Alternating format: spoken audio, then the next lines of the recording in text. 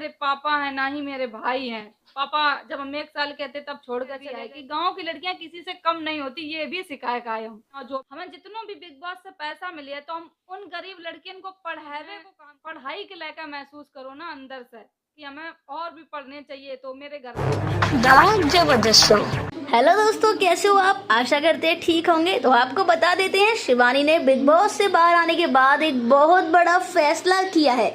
जी हाँ, शिवानी ने अपने ब्लॉग में बोला है कि जिस तरह से उनकी बिग बॉस हाउस में कम पढ़े होने की वजह से बेइज्जती हुई है, उन्हें काफ़ी कुछ सुनना पड़ा है। तो उसके चलते उन्होंने एक बहुत बड़ा फैसला लिया है।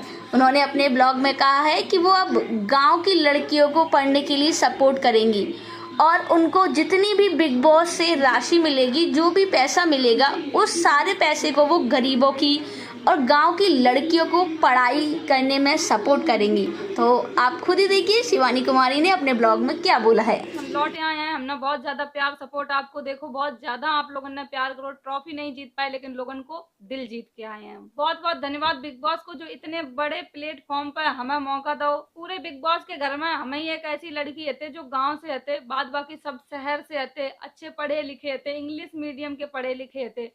हम भी पढ़े लिखे हैं लेकिन हम सरकारी स्कूल के पढ़े लिखे, हिंदी मीडियम, हम इंग्लिश में बातचीत नहीं कर पाते, ना ज्यादा हम समझ पाते हैं।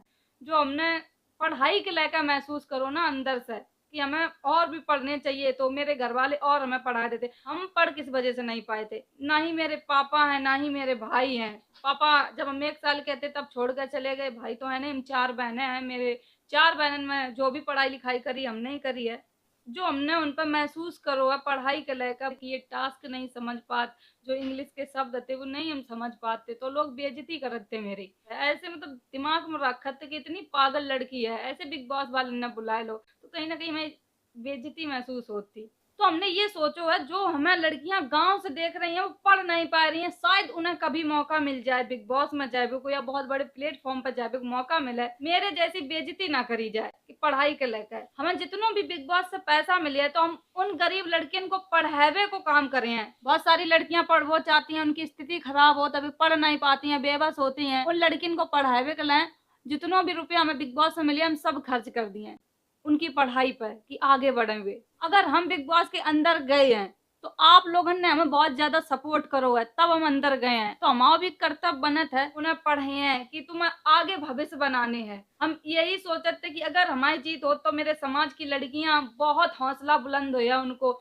बहुत जीत हुई है उनकी। लेकिन कोई बात नहीं, 35 दिन रहे उधर, ये भी बहुत बड़ी बात है। 35 दिन में बहुत कुछ हमने सीखो, बहुत कुछ उन लोगों के सिखाए के भी आए कि गांव की लड़कियां किसी से कम नहीं होती, ये भी सिखाए का आए हम। और जो भी लड़कियां हमें देख रही हैं, अपने हौसला नहीं तोड़ने हैं, तुम आगे बढ़ो। डर के आगे जीत है, अगर डर गए तो कुछ नहीं कर पाए हो, अगर आगे बढ़ गए तो दुनिया तुम्हें सलाम करे। जैसे कि आज हमने सबके दिल जीते हैं, सब हमें इतना प्यार कर रहा था। मेरी नई ऑडियंस हमसे जुड़ी है, पुरानी ऑडियंस तो हती मेरे लिए मेरी ऑडियंस भगवान के समान है। अगर ये ना होती तो पहले वीक में ही हम नॉमिनेट हो गए थे, तुम निकल आते। आप लोगों को इतना प्यार कि हर बार हम नॉमिनेट होते और आप लोग हमें बचाते। हम घर की वोटिंग से बाहर भए हैं, आप लोगों की वजह से नहीं बाहर भए। आप लोगों ने बहुत सपोर्ट करो, शायद आप लोगों की वोटिंग काउंट करी जाती तो आज हम घर के अंदर होते, लेकिन वो घर में जो लोग हैं उनकी वोटिंग काउंट करी गई थी। कोई बात नहीं, इतना भी सफर मेरे लिए बहुत बड़ी बात है।